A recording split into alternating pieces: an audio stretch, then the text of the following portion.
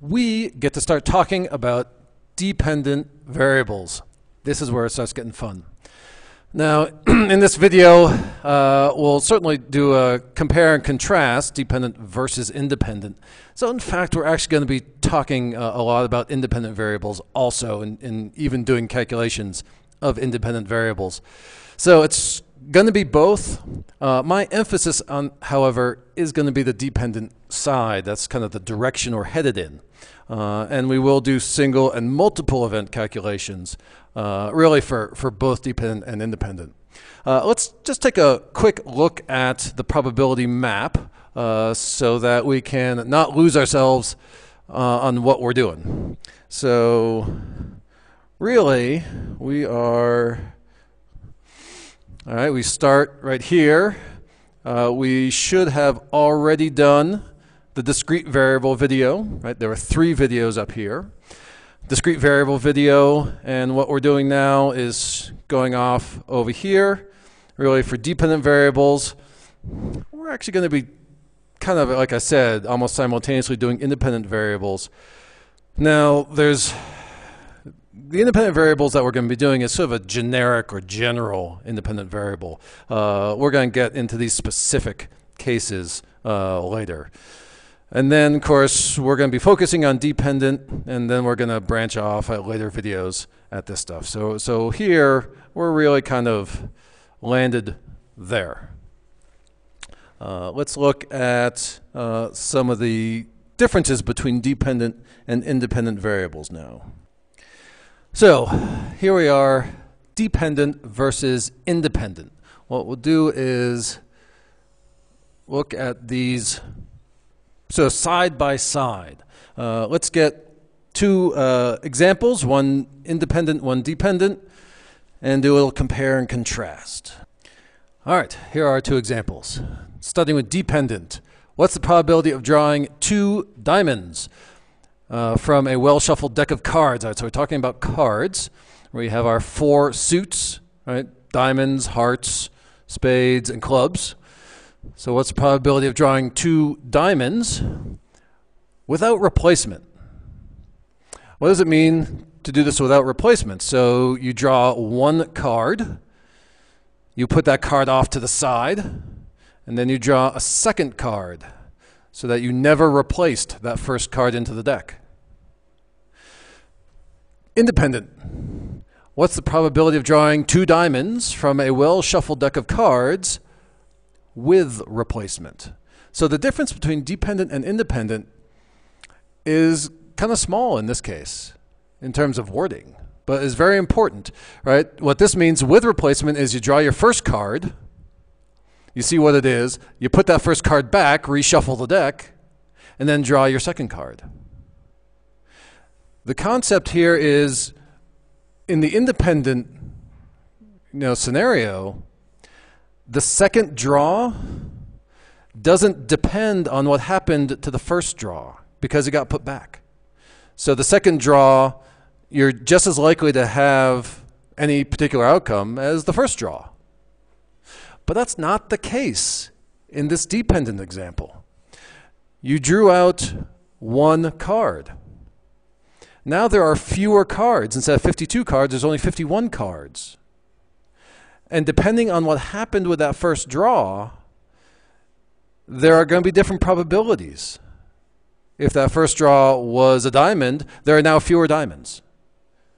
If that first draw was a spade, there are the same number of diamonds originally in the deck. So things are different depending on what happened in that first draw. That's why it's called dependent variables. All right. Let's actually start writing some of this stuff out. We're going to start with the independent. In general, independent variables are easier to deal with.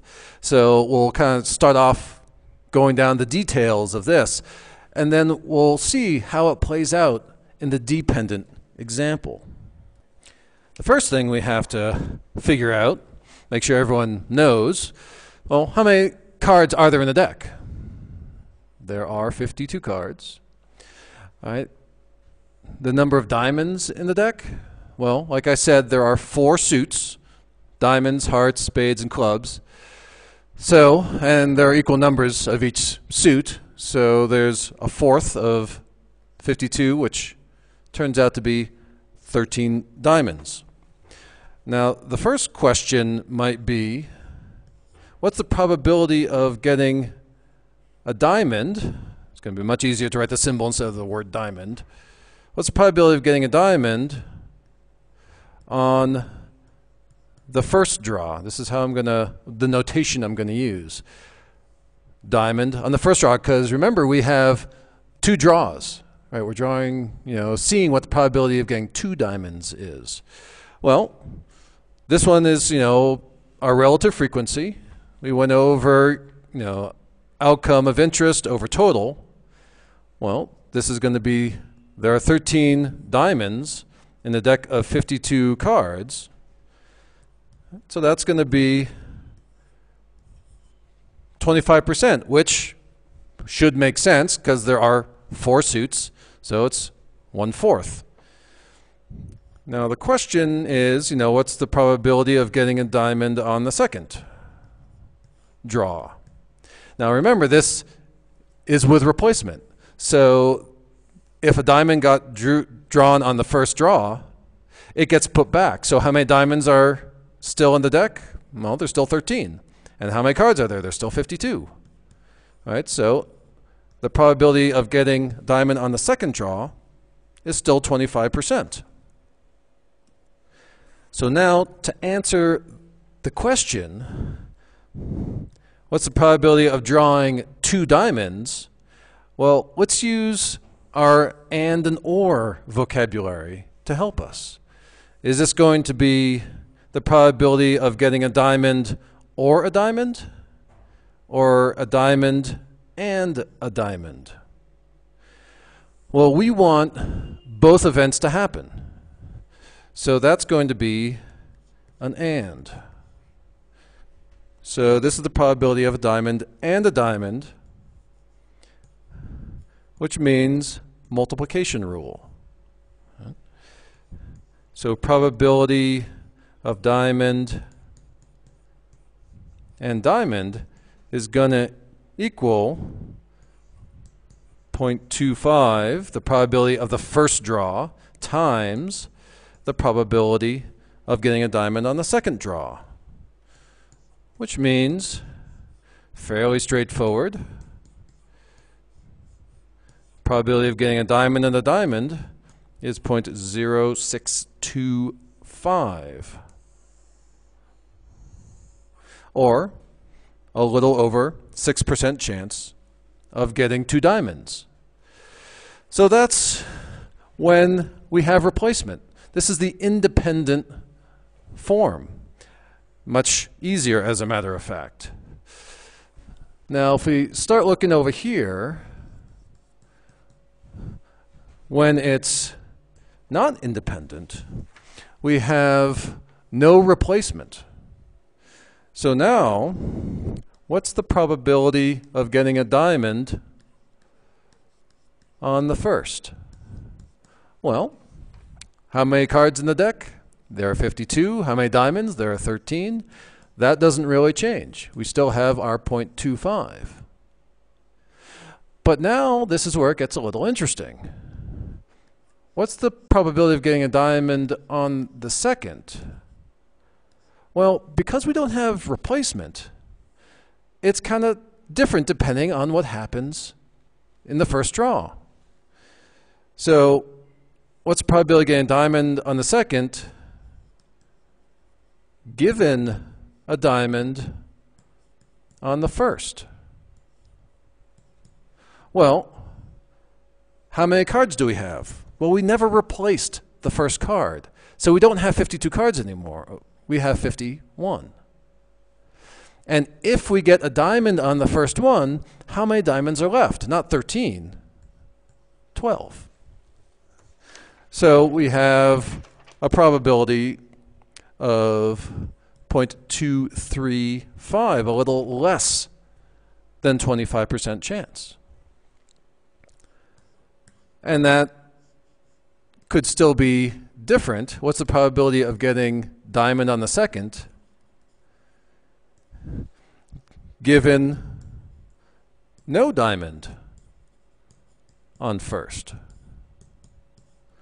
Well, we still haven't replaced, so there's still 51 cards left in the deck. But now we don't have a diamond on the first, so how many diamonds are left in the deck? All 13. Again, this is not going to be 0.25 because the denominator isn't 52. This is going to turn out to be 0.255, a little bit more than 25% chance, because we have the same number of diamonds with a less total number of cards. So, all right, and this is a really typical notation, right? You have to, and this is the essence of dependent variables. The probability of the second event depends on the results of the first event. And you get different probabilities depending on what that result was. And now we can answer the question, what's the probability of getting a diamond and a diamond? Well, that's going to be a multiplication rule still. Right, that doesn't really change.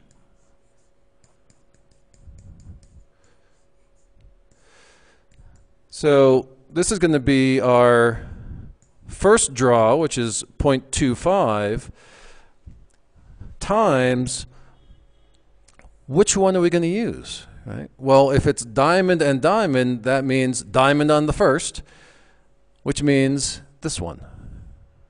The given, because this one doesn't match what we're looking for.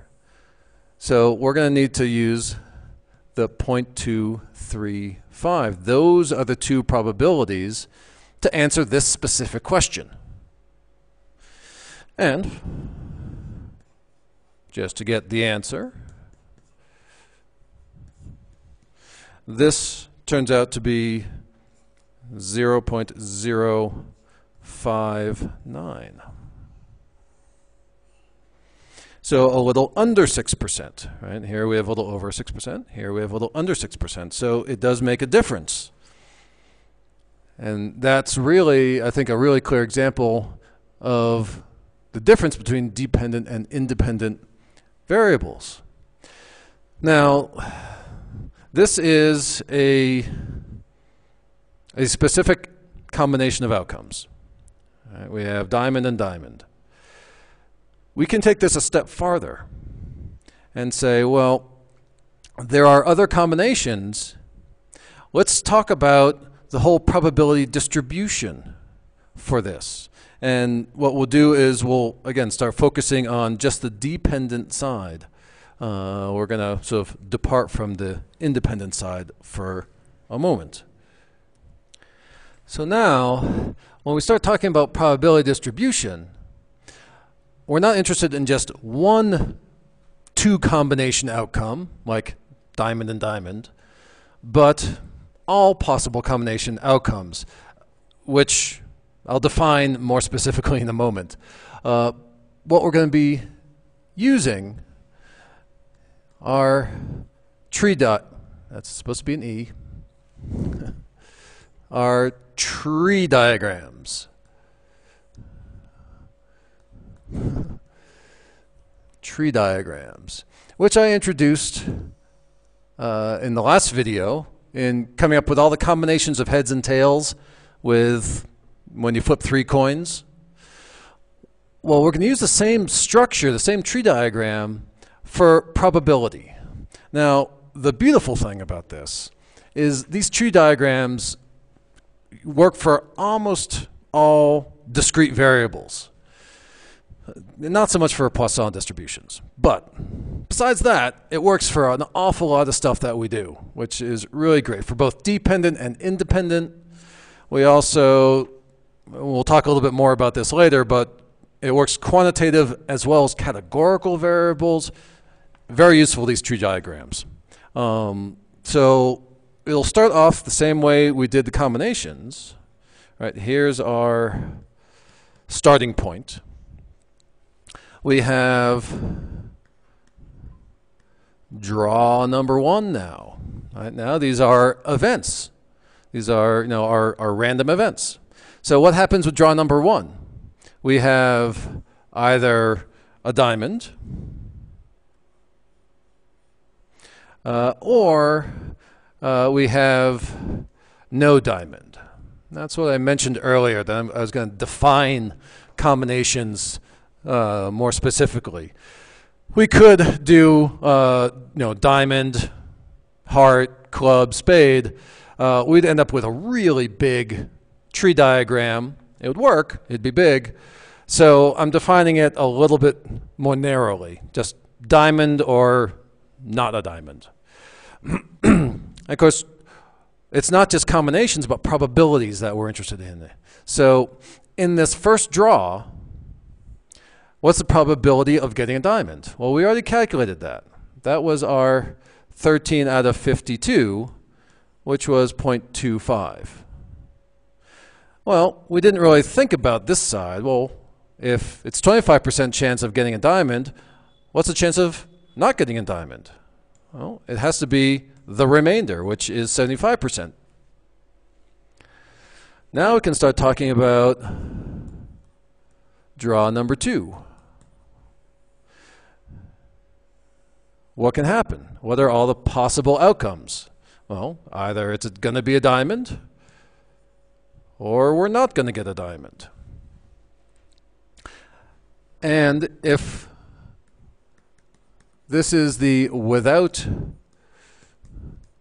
replacement dependent version, then we've already gone through this before, right? This is, if we already drew a diamond, how many diamonds are left? 12 out of how many cards? 51.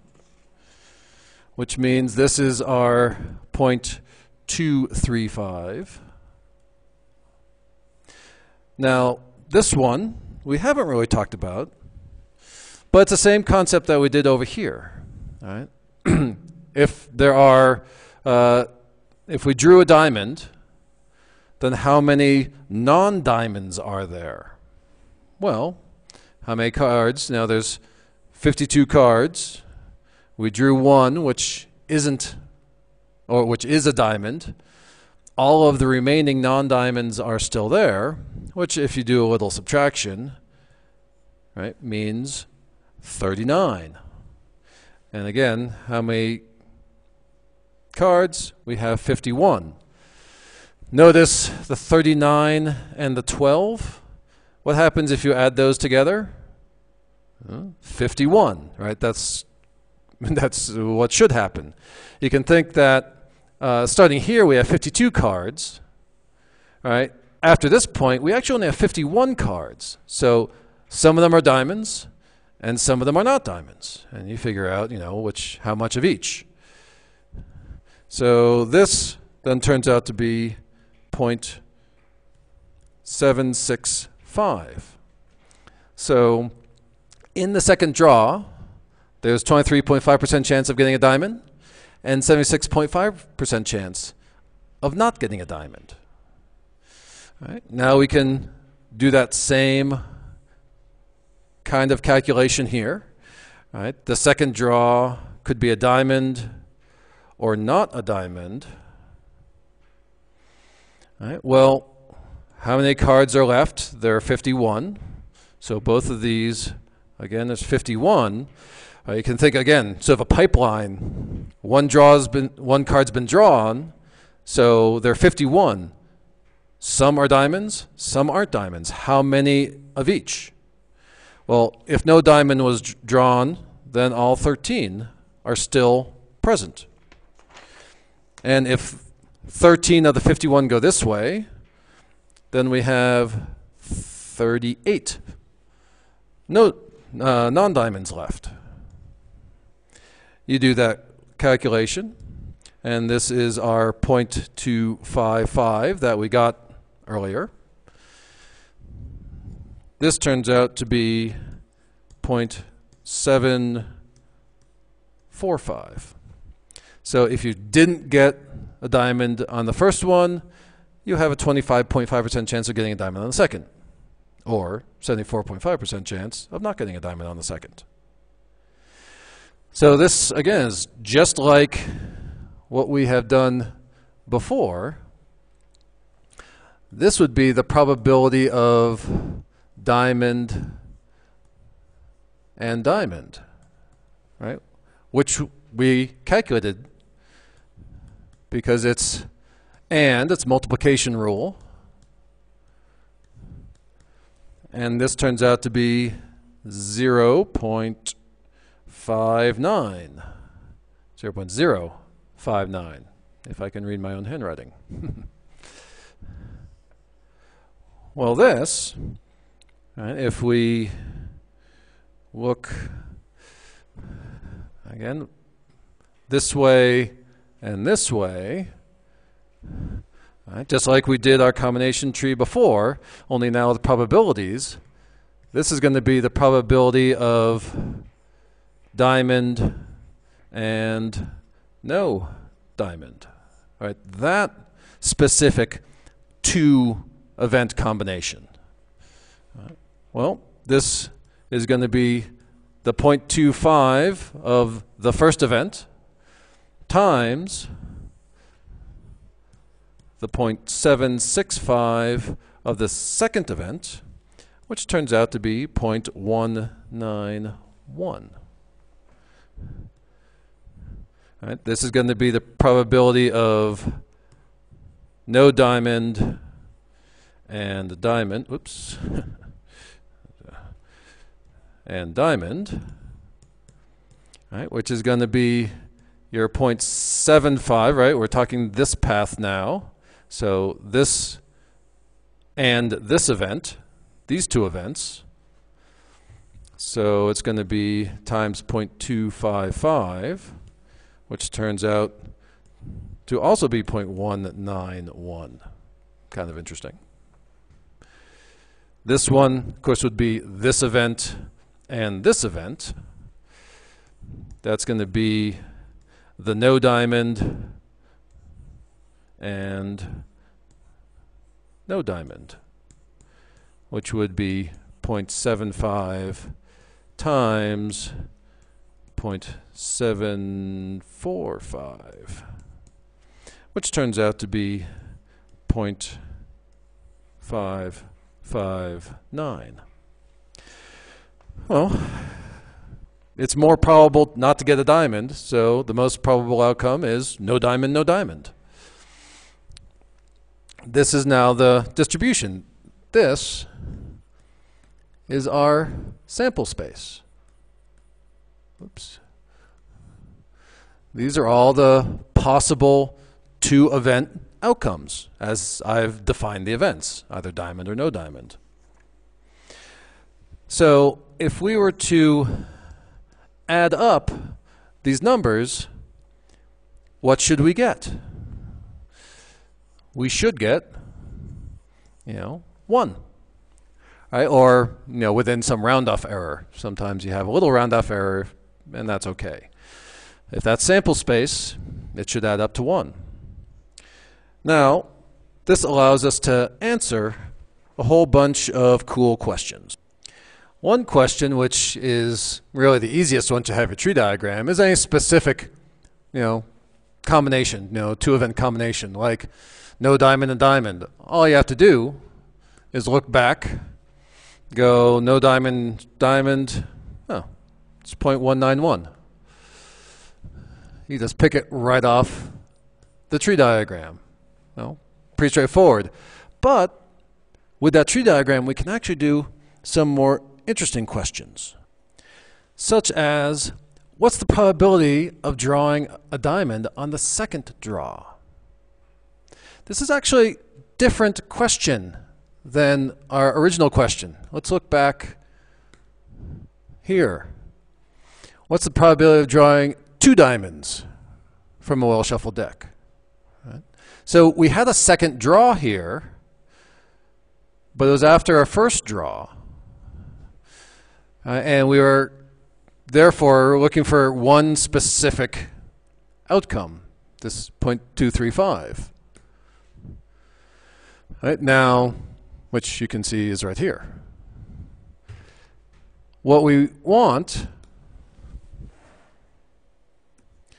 But now with this question, we're only asked about the second draw, nothing about the first draw.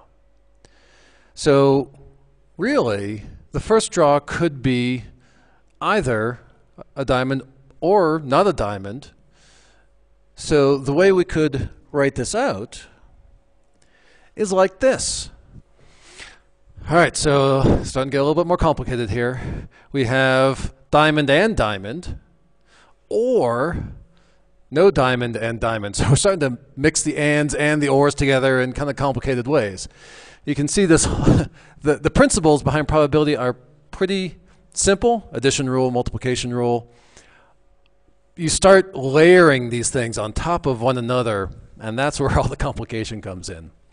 But hopefully, the tree diagram should help us understand this. Because what we're really doing is we're looking for diamond and diamond. So this, or no diamond, diamond, that.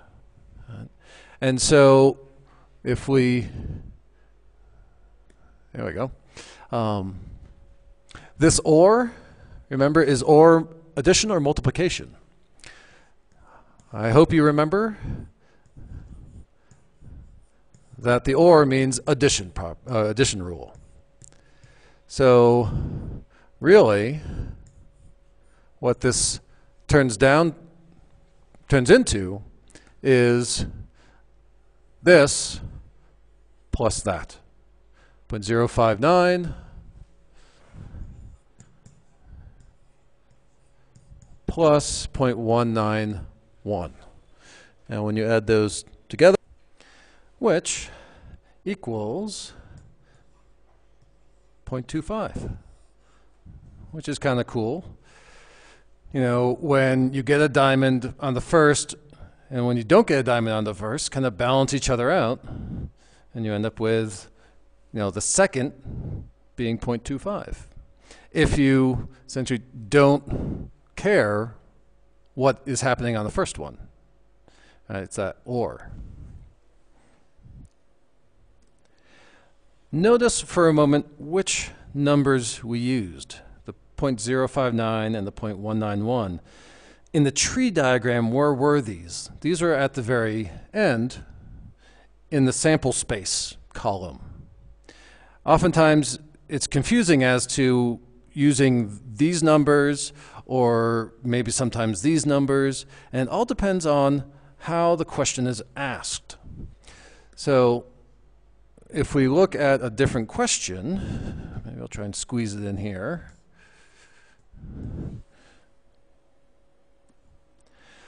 What's the probability of drawing a diamond on the second draw if no diamond was drawn on the first draw? Now this is a very different question than this. In this question above, we didn't know anything about the first draw.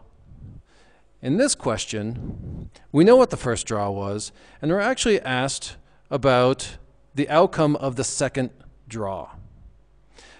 This is asking outcome, you know, not knowing the first draw, and so this is the outcome when you do know the first draw.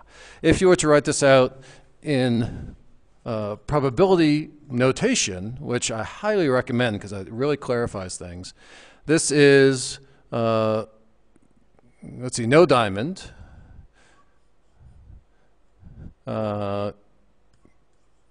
given, all right, hold on, I have to re-erase. Started doing it kind of wrong. Let's start over again, shall we? All right, so what we want is diamond on second given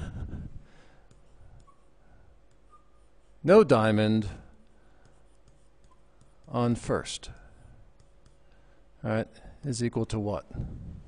Now, writing this out in this way helps me look back at this and say, oh, well, we've done that before. Right? That's looking for, you know, the number specific to just, you know, this outcome given that outcome. All right, and it's the second event outcome. Notice that this point 235, where it is in the tree diagram. So when we're given a question in this form, what's, let me make sure I'm reading it right. Diamond on second, given no diamond on first. All right, so no diamond on first, diamond on second. We're actually looking for this number, the 0.255, which is not the same as this number, the 0.191. All right, you have to be a little bit careful. This number is focused on just the second event, the probability of this second event happening. This is the probability of both of these happening together. So you have to be real careful about that. All right? Are you looking for the probability of both events happening at not at the same time but sequentially? Or are you focused on what's the probability of the second event happening given some information on the first event? So really this is your 0.255. You're looking for a second event probability given something about the first event. You're not asked the probability of two events happening at the same time. All right, that's a tricky distinction to make, and you have to be real careful with that one. Now on to another kind of question, which is I always find very cool.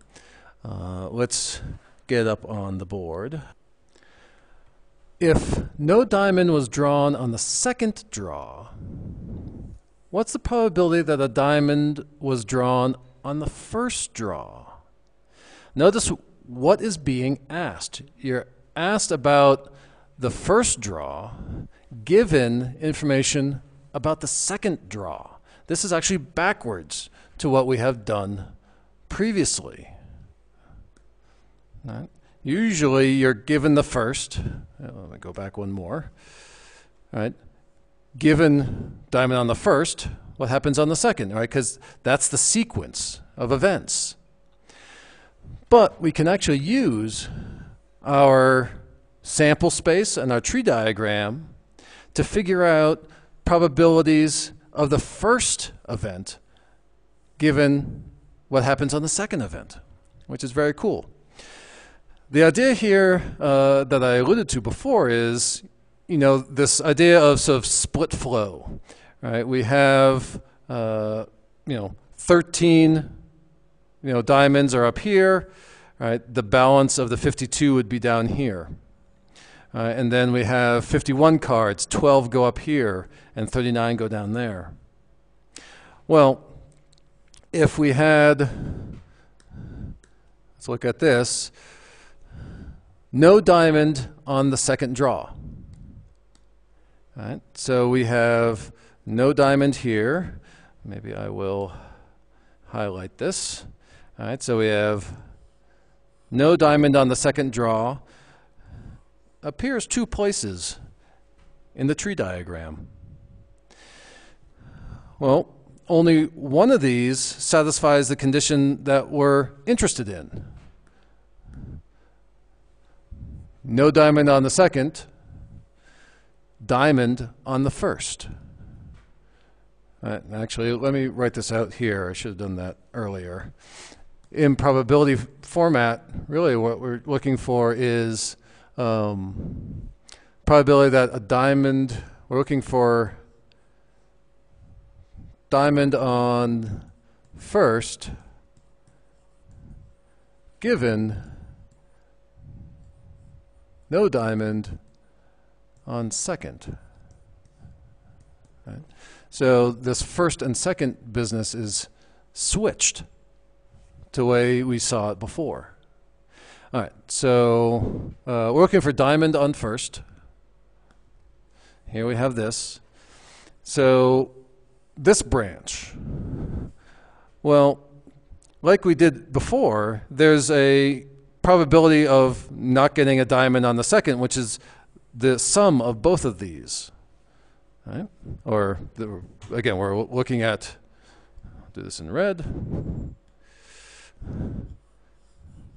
This and that. So this is, probability of diamond and no diamond. This is the probability of no diamond and no diamond. So both of these have no diamonds for the second, only this one has diamond for the first. So what we can do is go back to our relative frequency concept. Right? We have outcome of interest over total. We go right back to the fundamental relationship here and say, well, our outcome of interest, right, is the, diamond on first, diamond and no diamond. Oops.